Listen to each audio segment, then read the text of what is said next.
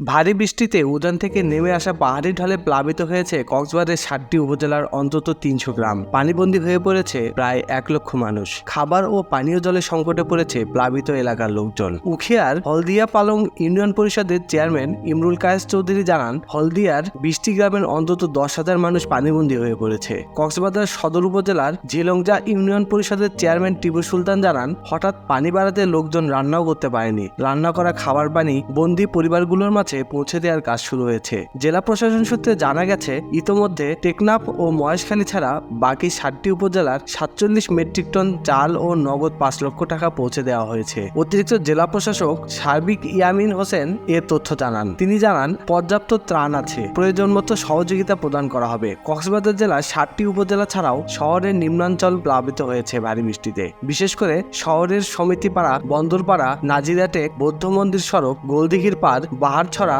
Hotel motel এলাকায় ব্যাপক জলবদ্ধতার সৃষ্টি হয়েছে। এই বাংলা নিউজ ডেস্ক।